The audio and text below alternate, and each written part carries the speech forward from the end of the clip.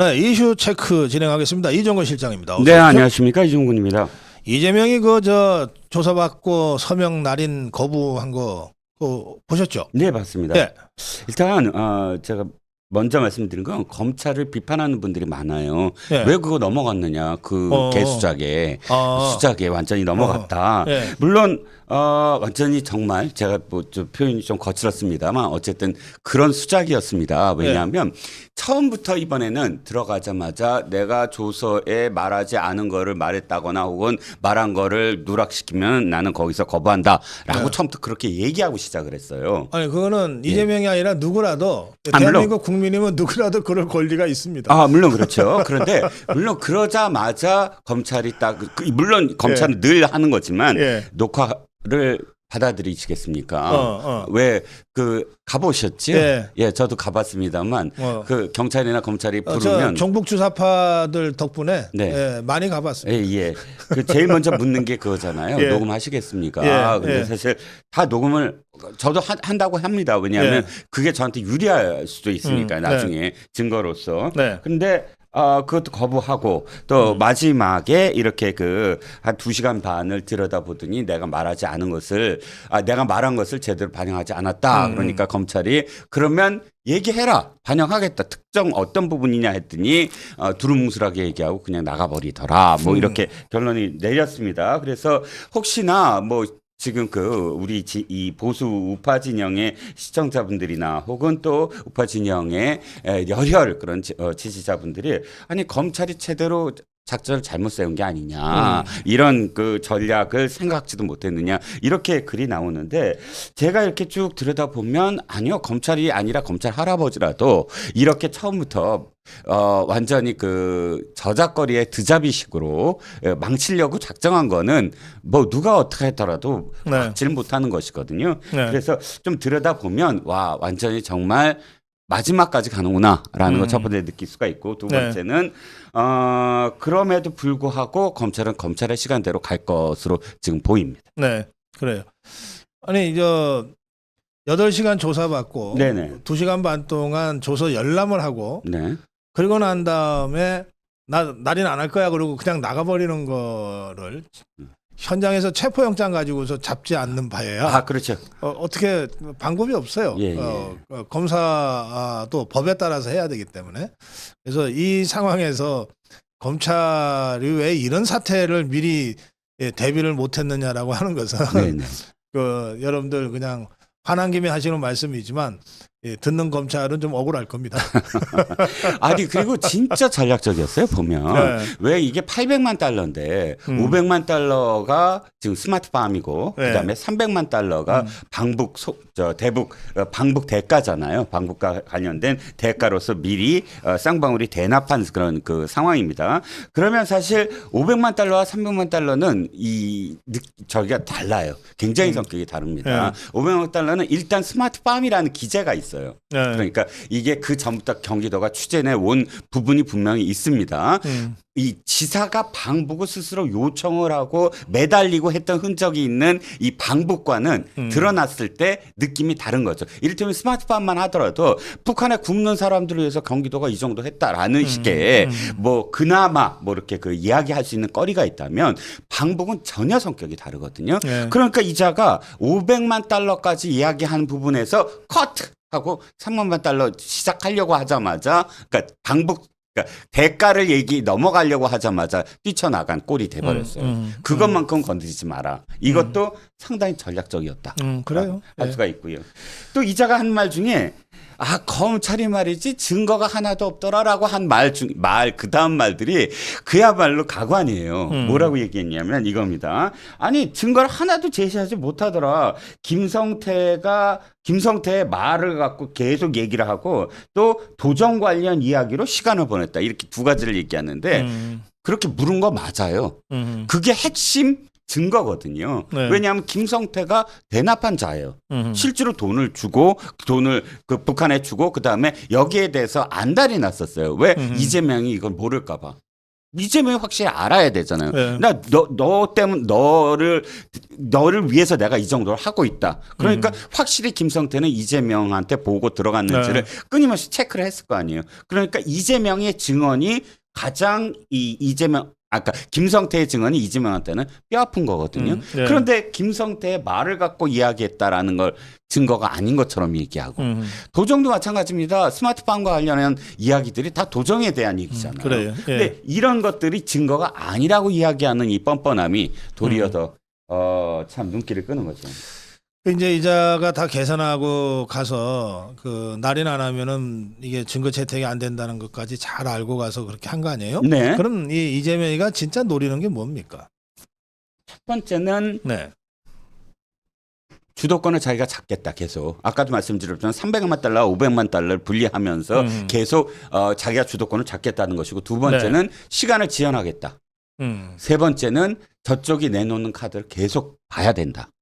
라는 겁니다. 자, 두 번째가 얘기가 굉장히 많이 나오죠. 언론에서도 네. 뭐냐면 추석 전에 어떻게든 이 구속영장 그러니까 체포 동의안이 본회의에 회부되지 않도록 하려면 무슨 일이 있더라도 무슨 욕을 먹더라도 무슨 창피를 당하더라도 이거를 늦춰야 된다라는 게 첫 번째 계산일 겁니다. 네. 두 번째 계산은 우리가 초유의 상황을 지금 보고 있잖아요. 왜? 네 번째인데 첫 번째 성남 FC 때 1월 초, 그다음에 2, 3월 달에 대장동 두 번. 예. 이것과 관련해서 한 번도 이런 적이 없었어요. 지금은 왜 저렇게 할까? 여러 가지 이유가 있지만 첫 번째는 가장 아프거든요, 이게. 가장 진실이 가깝고 또 증언자들이 일치하고 증언자들도 적고요. 증거도 많고 네. 하다 보니까 이것은 빼박이다. 그럼 어떻게든 증거가 뭘 잡고 있는지 더 많이 파악하는 게 재판이 분명히 재판에 갈 거고 재판에서 내가 유리하다라는 게 세 번째 이유. 어쨌든 이재명이 입장에서는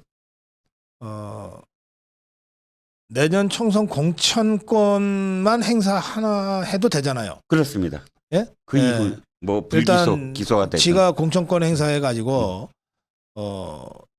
그 자기 직계를 한 7, 80명이라도 만들어 놓으면 네. 그다음에는 지가 감옥에 가든 밖에 있든 어쨌든 그 직계들이 자기를 중심으로 움직일 거다 이렇게 생각하는 거 아니겠어요? 그렇습니다. 그리고 네. 당을 장악해 갈 수 있다. 앞으로도 네네. 계속. 네. 그러니까 공천은 아무리 늦어도 내년 2월까지는 끝내야 되거든요. 그렇죠. 또는 12월, 1월 사이에 그 끝낼 가능성이 많죠. 그러면 그때까지만 버티면 되는 거 아니에요. 그렇습니다. 그러면 9월, 10월, 11월, 넉 달 버티면 되네. 그렇죠. 예, 넉 달 동안만 이 감옥에 안 가고 버티면 되네. 예, 저작거리의 드자뷰를 계속 하겠다는 건데 10월 달은 못 합니다. 저기를 본회의가 열리잖아요. 정기국회 때문에 국정감사 때문에. 국정감사 때문에. 계속 국정감사가 저 현장에서 가서 주로 많이 하잖아요. 이를테면 외무부 통일부 외교 통일은 대사 외국도 나가야 되고 또 예. 지방 행정 행안위는 지방 가야 되고 그러니까 본회의가 열리지 않는 10월 달을 블랭크로 만들겠다는 거거든요. 네. 예. 알겠습니다. 예. 하여튼 시간 지연 전략을 지금 쓰고 있다. 네. 예, 그렇게 우리가 정리하겠습니다. 자, 대선 공작 사건이요. 네. 그게 이제 뉴스타파가 그 대장동 몸통 이재명을 윤석열 몸통으로 바꾸는 이 기획 가짜 인터뷰를 보도하자마자 후원금이 40배로 폭증했어요? 네, 그렇습니다. 야, 기가 막힌데요. 얘는 장사 진짜 잘했네. 그렇죠. 박성중 의원이 그 3년치를 뉴스타파의 후원금 3년치를 지금 자료를 입수를 해서 공개를 했어요. 그랬더니 1월 달 그러니까 2022년 1월 달입니다. 3월 10일 날 투표일이었잖아요. 네. 1월 달에 후원금이 꼴랑 190만 원이 들어와요. 어허. 그리고 1월 달에 그 다음 2월 달에 180만 원이 들어옵니다. 그런데 보도를 며칠 날 했죠? 3월 6일 날 네, 보도를 네. 하잖아요. 3월 달에 8,200만 원이 들어옵니다. 그러니까 이자들은 도대체 장사도 하고 뭐 일석몇조예요 이게. 대선판을 흔들어 놨지. 나중에 만약에 정말 이재명이 대통령 되면 뭐 얼마나 정말 다들 다들 공신록에 이름 올리겠지. 하겠습니까? 결정적인 공신 아니에요. 이틀 사흘 전에 완전히 분위기로 반전시키는 최대 공신이 될 테고 더군다나 그렇지 않아도 들어오는 짭짤한 이 수익. 이 연도별로만 계산하더라도요. 2021년에 종합 1,500만 원이 들어왔습니다. 그런데 2022년 3월 달만이 아니라 12월 달까지 다 합쳐서 3천만 원이 4억 3천만 원이 들어왔네요. 네. 와, 장사 끝내주게 합니다. 참 그런데 보니까요, 2021년에 민주당이 선거법을 개정하는데, 야, 이거 지금 그 뉴스타파 이걸 딱 알았나 봐요. 뭐냐면, 선거법을 개정하는데 선거법 안에 허위사실 공표도 들어갔잖아요. 의원직 상실에. 그 허위사실 공표만 제외해서 선거법을 개정하려고 했더라고요. 그 개정한 건 아니죠? 아닙니다. 그때 발의를 했습니다. 예. 자, 그건 그렇고 TBS가 그 뉴스타파 보도 직후에 뉴스타파 보도가 아니라 JTBC 보도. 2월달. 그러니까 그 전에 한 거예요. 네네. 뉴스타파는 인터뷰 전문을 공개한 거고, 그렇죠. 편집한 걸 공개한 거고, 그 전에 내용들이 조금씩 이제 나오잖아요. 네네. 그 JTBC 보도를 그 다음 날 바로 받아가지고서 윤석열 커피처럼 만들어가지고. 그거를 그 영상을 슬그머니 없앴다고요? 그렇습니다. 일단 TBS죠. TBC가 아니고 TBS 교통방송이 JTBC가 보도한 다음 날 김어준이 자기 시간에 신장식 아시죠? 신장식을 불러서 주거니 받거니 하고 이야기를 합니다. 그런데 주거니 받거니 하고 한 이야기가 완전히 JTBC보다 더 극악해요. 보면은 아예 확정적이고 단언을 하고 그래서 이 증폭을 하는데 이렇게 얘기합니다. 김어준이 JTBC가 아주 중요한 단독 보도를 했다 했더니 신장식이가 아주 대단한 굉장히 중요한 나 이렇게 수식어를 연달아서 하는 것도 참 기가 막힌데 대단히 굉장히 중요한 퍼즐의 마지막 조각을 거의 맞추는 보도다 하면서 신장식이 하는 말이 있습니다. 커피를 타주고 봐준 사람이 윤석열 대검 중수부 이과장이다. 라고 아예 못을 받고요. 2021년 윤석열 중수 이과장이 조사를 했을 때는 기소조차 되지 않았다라고 확언을 합니다. 그러니까 JTBC는 마치 스트레이트 보도인 양 의도를 했고 그 다음날 TBS는 그것을 받아서 해설 보도를 아주 자세하게 한 셈이죠. 그러면 근데 이걸 왜 없애요? 그런데 아주 중요한 단독이고 굉장히 대단한 퍼즐을 맞추는 아주 정확한 보도를 슬그머니 없앴습니다. 예, 슬그머니 없앴고 왜 없앴냐고 TBS에 물어봤더니 그 당시에 여러 가지 어떤 김어준 프로그램 중에 문제가 됐던 그러니까 그 방심위에서 문제가 됐던 부분들을 지금 삭제를 했다라고 지금 TBS가 밝혔는데 다시 이것을 지금 보도한 매체에서 확인을 했더니 거의 이것만 슬그머니 사라졌지 문제가 된 보도는 아직도 엄청나게 많더라라는 거였습니다. 쫄았구나. 네, 그렇죠. 자, 그건 그렇고요. MBC PD 수첩도 뭘 했습니까? 와, 이거 PD 수첩 MBC가 지금 아까 말씀드렸던 뉴스타파의 보도를 연달아서 제일 먼저 막 보도로 확산시켰잖아요. 그것만 우리는 알고 있었습니다. 그게 아니었어요. 진짜 더 극악한 보도가 바로 전날 이루어집니다. 사실은 바로 전날은 진짜 중립적이어야 돼요. 그리고 웬만하면 공과에 대한 얘기를 안 합니다. 그리고 아주 철저하게 이 투표를 독려하는 방송만 해요. 거의 그러니까 영향을 직접적으로 미칠 수 있잖아요. 그렇죠. 그리고 그 다음에 여기에 대한 검증이 안 되잖아요. 그러니까 전날입니다. 근데 MBC 3노조가 이걸 밝혀냈어요. 전날 MBC가 가장 극악했다. PD 수첩이에요. PD 수첩에서 3월 8일 이렇게 보도를 합니다. 대선 D-1 결정하셨습니까? 라는 제목으로 이렇게 결정하라라고 아예 내용을 보도를 한 겁니다. 이재명을 결정하라라는 게 속 내용입니다. 바로 지금 뉴스타파가 한 보도 있잖아요. 그걸 그냥 전면에 내서서 봐 이렇게 윤석열이 이렇게 커피도 타줬어 라는 식의 어떤 내용을 바로 전날 PD수첩을 통해서 리바이벌 했다는 겁니다. 바로 전날. 네. 그것만이 아니에요. 뭐 이 PD수첩은 어마어마하게 많은 어떤 내용으로 이재명한테 유리하게만 하는 어떤 내용들을 계속 했는데요. 김만배의 녹취록을 그대로 보도하면서 그 다음에 바로 송영길이 대표로서 발언을 붙입니다. 대장동 몸통이 윤석열이다라는 송영길의 말을 그대로 네. 붙여버려요. 예. 이건 역력하게 그냥 편파 방송이고 이런 식으로 해서 PD수첩은 굉장히 뭐 정책도 그러니까 유불리를 딱 해서 부동산 정책 그러면 이재명의 정책이 굉장히 좋고 윤석열의 정책은 나쁘고 네. 이런 식의 아예 편파적인 어떤 내용의 네. PD수첩으로 내용을 제목을 이렇게 붙였습니다. 결정하셨습니까? 대놓고 이재명 결정해야지요. 라는 어떤 내용을 했다는 겁니다. 그래요. 이거는 좀 차분히 들여다보고 네. 좀 잘 살펴봐야 되겠네요. 네. 알겠습니다. 자, 그건 그렇고요. 그 이재명이가 단식은 이게 오늘 12일째인가? 네. 단식은 하고 있는 거예요? 그렇습니다. 일단 저도요. 네. 여러 가지 어떤 그 과학적인 그런 그 근거를 좀 네. 찾아봤어요. 그랬더니 333의 법칙이 있더라고요. 네. 333의 법칙. 네. 산소를 마시지 않으면 일반인들은 훈련하지 아니한 일반인들은 3분 내로 죽을 수 있다는 겁니다. 산소를 마시지 않으면 예. 공기를 마시지 않으면 3분. 그리고 적정 온도가 유지되지 않은 채 노출이 되면 일반인들은 3시간. 버틸 수 있는 게 3시간이랍니다. 저체온증 3시간. 그렇죠.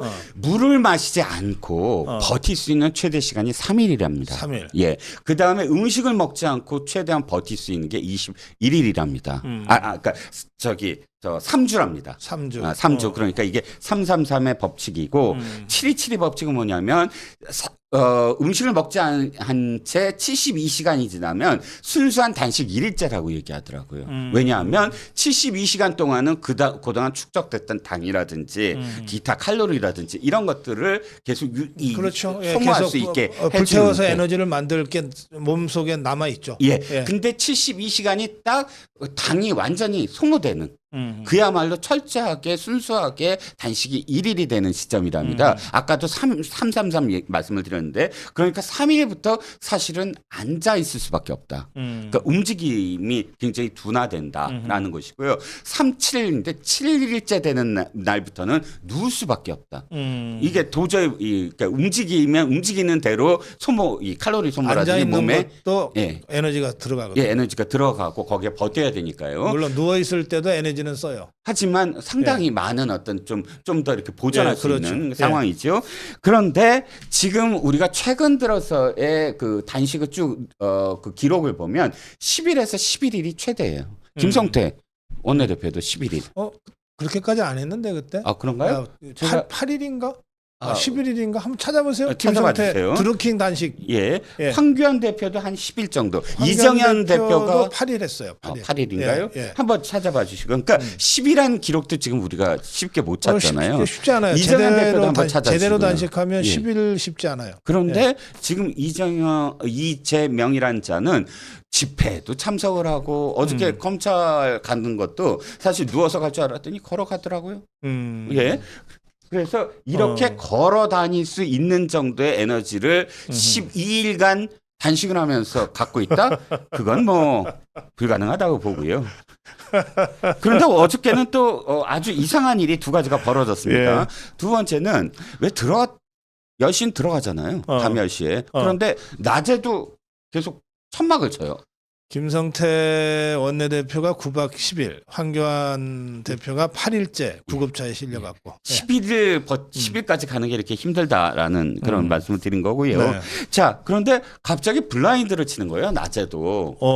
천막을? 왜 블라인드를 쳤냐. 예. 근데 개딸들도 가까이 있는 개딸들도 전부 뒤로 물러나라 그러고 블라인드를 쳐서 야 도대체 왜 쳤느냐. 뭐 알 수는 없지만 뭐 블라인드를 쳐서 뭘 했는지 낮에도 그렇게 블라인드를 쳤고요.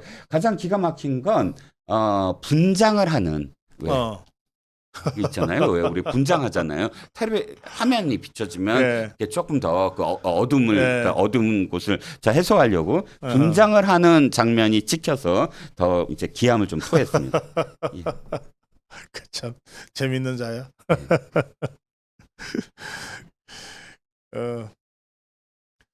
고기 먹는 이 참 언급하기가 참 민망한 그런 꿈을 꿨다라고 자랑스럽게 얘기를 하는데 저는 좀 더 재밌었던 게 이겁니다. 뭐 재미라고 얘기하면 좀 곤란하긴 하지만요. 남의 단식 쇼 장애. 죄송한데 예. 저 단식을 하면 꿈을 꿔요. 아, 네. 아니 뭐 사람은 다 꿈을 꾸죠. 그렇죠. 단식을 하든 안 하든 꿈을 다 꾸는데 깨고 나서 그걸 기억하는가 안 하는가의 문제인데 단식을 하면은 이미 거의 모든 몸의 기능이 지금 정상적으로 작동되지 않은 상태고 지금 11일째 지금 꿈을 꿨다는데 이건 진짜 이상한 일이에요. 이게 비몽사몽 상태가 되거든요. 그래서 꿈과 현실이 막 헷갈리기도 하고 막 그래요. 자도 자는 것 같지가 않고 그냥 눈 뜨고 있는데도 자는 것 같고 막 그래요. 근데 꿈을 기억한다? 이건 진짜 이상한 체질이네. 그렇죠. 왜냐하면 지금 몸은 굉장히 이상할 거예요. 그러니까 정상적으로 거의 60년 동안을 세 끼를 먹고 잠을 자고 하는 행위 자체가 한 10여일 이상 중단됐잖아요. 그러면 이 몸의 어떤 사이클이 이 사람이 지금 어떤 거를 하고 있느냐라는 걸 탐색하는데 바빠요. 그래서 말씀하셨듯이 잠을 잔다. 그리고 잠에서 깬다라는 행위 자체가 지금 몸에서 그렇게 규칙적으로 일어나지 아니한 상황입니다. 그래 인지할 수 없는 상황이다라는 저도 공감을 합니다. 근데 제가 아까 말씀드리려는 게 이겁니다. MBN인가 매일경제가 좀 제목을 아주 극악하게 다른 게 단식하는데 옆에서 먹방 이렇게 달았어요. 그게 아니었는데 그런 건 하면 안 되지. 국민의힘이 먹방을 한 게 아니고요.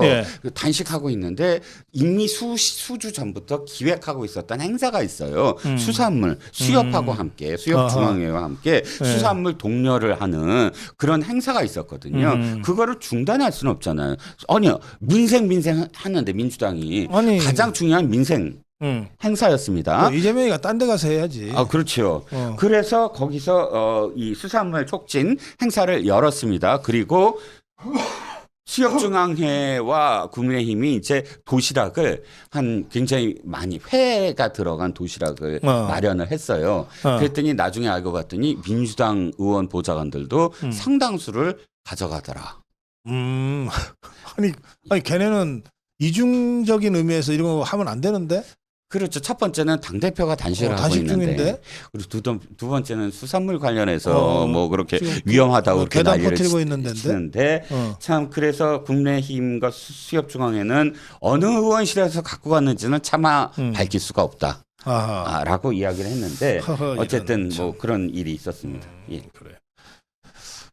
그 좀 주말에도 괴담 가지고서 좀 집회를 했던 모양인데 그 동력이 완전히 떨어졌다는 보도가 있었어요. 그렇죠. 저는 계속 반 정도 줄어들 것이다 했는데 3분의 1로 줄어들었더라고요. 지금 3주 차입니다. 7,000명 그러니까 2주 전에 7,000명이었고 지난주에 제가 이 몇천 명이다 말씀을 드린 기억이 납니다. 5,000명 정도로 줄었고요. 제가 느끼기에는 경찰 추산이긴 하지만 경찰이 굉장히 많이 지금 쳐주고 있다라는 생각이 많이 들었거든요. 5,000명만 하더라도. 근데 이 5,000명은 의미가 큰 게 당시 단식이 시작된 어떤 시점이고 하기 때문에 단식이 시작되면 더 많이 모여야 될 텐데 줄었다 하는 것이고요. 그런데 문제는 이번 주는 아예 2,000명으로 쪼그라들었더라라는 겁니다.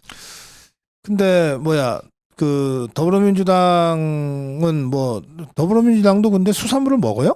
아까 우리 더불어민주당 보좌관들이 보좌관들이 회도시락 갖고 간 거 말고도 지난번에 워크숍을 했잖아요. 좀 지난 얘기지만 맞아요.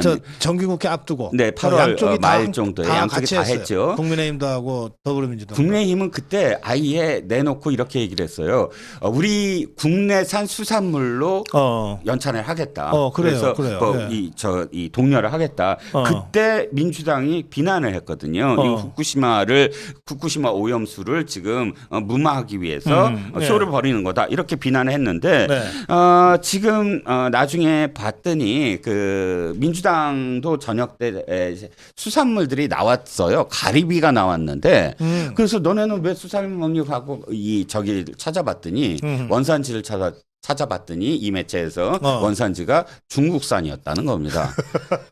그래서 아예 수산물을 안 먹는 것도 아니고 수산물을 먹는데 일본산을 안 먹는 것도 아니고 그렇다고 국내산 먹는 국민의힘을 비난도 했는데 그럼 아예 진짜 수산물을 먹지는 말든지 중국산 가리비를 그거 굳이 진짜 그거 안 좋다 그러던데. 아니 삼중수소가 훨씬 많대요. 중국 쪽에서 나오는 게. 이게 가리비가 연안이잖아요. 이게 뭐 바다 한가운데서 거야, 가리비 채취를 하지는 않잖아요. 그러니까. 그러면 중국산 가리비다 그러면 어선이 와서 우리 연안에서 가져간 게 아니면 아이고, 이게 걱정되네. 중국 연안에서 잡은 가리비일 텐데 예.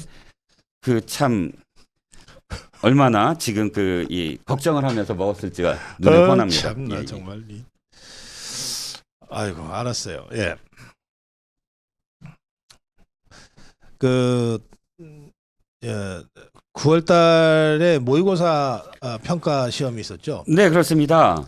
9월 모의평가 굉장히 주목을 받았습니다. 네. 왜냐하면 민주당이 지금까지도 지금 이 국민의힘이 그러니까 윤석열 대통령이 며칠 남지도 않은 수험생들을 완전히 혼란에 빠뜨렸다.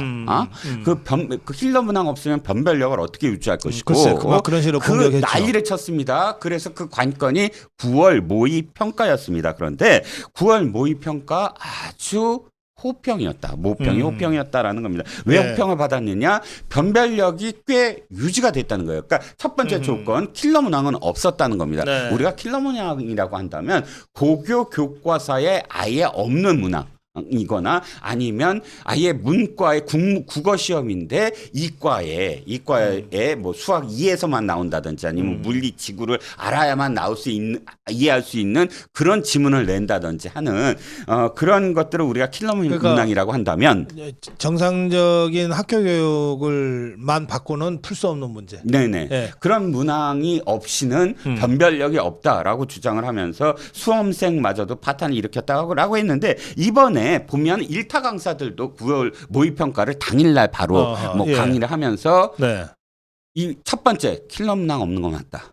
그리고 두 번째 학교 수업을 열심히 듣고 그다음에 EBS와 연계해서 공부를 한 사람들이라면 조금만 더 진중하게 좀 사고를 할 수 있는 능력만 있다면 충분히 풀 수 있는 문제들이었다.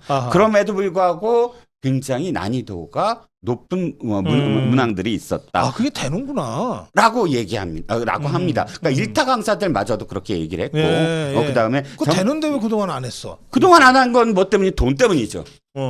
정말 돈 때문입니다. 그러니까 진짜 킬러 문항이 꼭 있어야 된다라고 주장했던 사설 학원들. 그리고 우리 계속 드러나잖아요. 일선 교사들이 계속 문제를 빼돌리고 하면서 손을 잡은 것. 그러면 저는 교육부 관료들도 충분히 여기에 포함되어 있다고 봅니다. 이 카르텔에. 그래서 일부 교육부 관료와 그 학원 킬러 문항을 선도하는 학원 그다음에 일부 일선 교사들의 그런 삼각 카르텔이 킬러 문항이 없으면 안 되는 것처럼 지금까지 호도해 왔다는 겁니다. 그러니까 이게 하면 되는 거네요. 그러니까 저는 교육부나 혹은 대통령실이 제대로 좀 못하고 있다. 왜? 하면 된다라는 걸 보여줬는데도 거기에 대해서 사실은 아무런 얘기를 하지 않아요. 이것도 사실 전쟁이었거든요. 그렇죠. 카르텔을 무너뜨려야 된다. 이게 단순히 무슨 차관 내쫓으려고 한 것도 아니고 그 평가위를 내쫓으려고 한 것도 아니고 제대로 진짜 공교육을 제대로 세우기 위한 것이다라고 이야기했다면 9월 모의평가가 이렇게 호평을 받았다면 저는 좀 더 이걸 적극적으로 이야기했어야 됐는데 사실 이야기 안 하더라고요. 그래요? 예.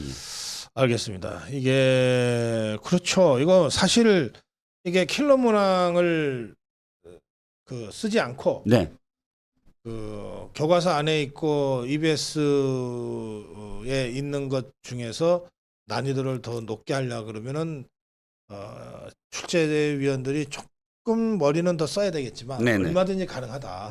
그리고 이런 방식으로도 변별력이 확보가 되더라. 네네. 그러니까 이건 결국 윤석열이 옳았다 이렇게 되는 거네. 그렇죠. 임 대통령의 그 전쟁, 그러니까 교육 카르텔과의 전쟁, 그리고 공격을 바로 세우려는 그 전쟁이 옳은 전쟁이었다라는 겁니다.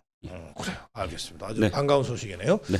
자, 마지막으로 짧게 임은정이가 누구죠?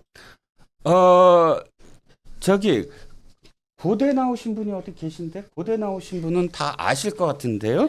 고대 법학과래요. 저도 몰랐는데 고대 법학과 나왔는데. 고대에 그런 과가 있나요? 예. 근데 고대생들이 창피해서 죽겠다고 하더만요. 이 자기네 그 검찰에 온갖 나쁘다 자기가 판단했어요. 나쁜 점들을 전부 다 공개하고 뭐 파문을 일으키고 하면서 그런 와중에 고연전이죠. 예, 연고전이라고 해요. 네, 연고전이 고향에서 벌어졌답니다. 그런데 이 임은정이라는 사람이 고대 나왔다고 하더만요. 고대 법학과 자꾸 얘기하지. 근데 거기에 또 뭐 영 타이거스라고 그 응원단 기수부 깃발 흔드는 그 출신이래요. 그러니까 졸업한 지 30년 되면 왜 홈커밍 데이잖아요. 그래요. 예, 30주년이 돼서 응원단들이 30년 된 기수가 와서 응원복을 입고 춤을 추는데 저 기겁을 했습니다. 그 춤 추는 임은정 검사의 응원단복 입은 모습을 보고 공포 영화 같아서 깜짝 놀랐는데 고대생들이 바로 뭐 자기네 그 커뮤니티나 이런 데 달아서 정말 창피하다. 이거야말로 관종 아니냐. 검사가 현직 검사가 지금 또 파문을 일으켰으면 지금 자숙을 해야 되는데 자숙을 하지도 않고 이렇게 이 행사에 드러나는 것을 이제 알았다 고대생인지 하면서 부끄러워했다라는 얘기입니다. 예. 그래 고대가 법학과가 있었군요. 네. 정치학과는 분명히 있는 걸로 알고 있습니다만. 그건 제가 나온 과라서 압니다. 네, 고대 나오셨군요. 네. 야, 마무리 한 말씀 해주세요. 이제 뭐 이재명 단식과 관련해서 한 말씀만 드리겠습니다. 저는 민주당이 가장 극악한 짓을 하는 것이 정말 숭고하고 정말 우리가 꼭 간직해야 될 그런 행위, 정치 행위들을 희화시키고 조롱거리로 만들고 인플레이션화해서 숭고함을 잃게 만든다는 겁니다. 단식이 그렇습니다. 보비 센스를 말씀드리지 않아도 김영삼 전 대통령을 말씀드리지 않아도 단식이라는 것은 자기 목숨을 건 마지막 정치 행위이거든요. 그것을 조롱거리로 만들어버리는 그래서 이제 단식을 하는 사람들을 전혀 물론 이 시대에 단식이 꼭 필요할까 합니다만은 그럼에도 불구하고 우리나라면 아직 뭐 그 정치 그러니까 민주주의가 된 건 아니지 않습니까? 그러면 단식이라는 것의 숭고함을 저렇게 짓밟는 행위는 민주당 자체에서 이제 부끄러워해야 된다라는 생각을 해봤습니다. 예, 말씀 잘 들었습니다. 예, 이슈 책 매주 월요일 여러분들께 이 정치권의 복잡다단한 사건을 아주 시원하게 정리해서 체크해 주시는 이정거 실장과 함께했습니다. 고맙습니다. 감사합니다.